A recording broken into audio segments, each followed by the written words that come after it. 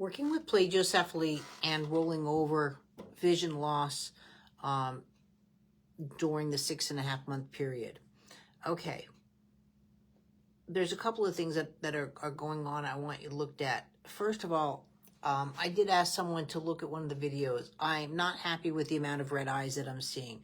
And then also with the eye turning in. And so for that, I would like the retinas checked and why the eye is turning in. Again, you got a cute little boy. He's going to slip through the cracks. But red eye used to be a thing of the 70s and 80s, but you really shouldn't see it now. And that whole video, the one whole video where you're straight on, I'm not happy with that aspect of it.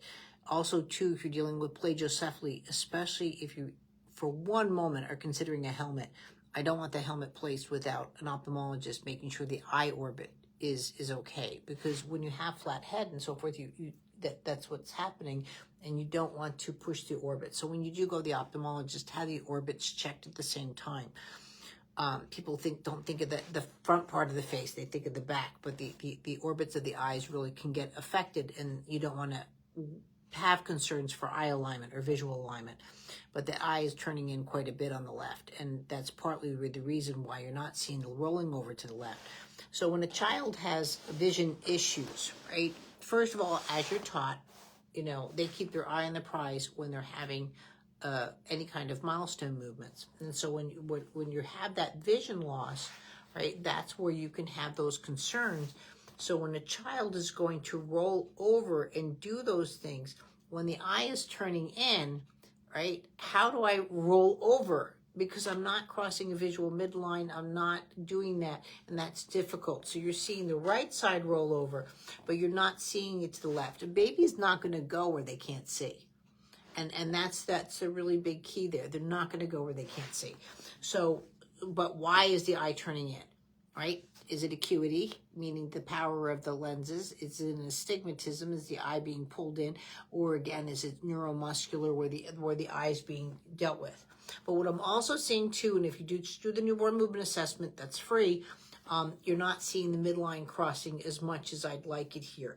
So even though you have actually pretty decent tummy time, but the tummy time is very linear. You're seeing him go up through the center, but at 6.5 months old, first of all, he shouldn't be hanging out that much on the tummy. You should have sitting, and he should be crossing midline. And you're not. You're seeing these kind of movements, not these kind of movements where we're doing a side to side. And again, getting ready for that crawl and reach. And so that's where you're seeing the hang-ups in the milestones. So a lot of people are going to see you rolling over, and they're going to see a tummy time, but at 6.5 months, you should be coming to sitting through your back, and there's no way. The way he's lying down here, there's no way he's going to come to sitting.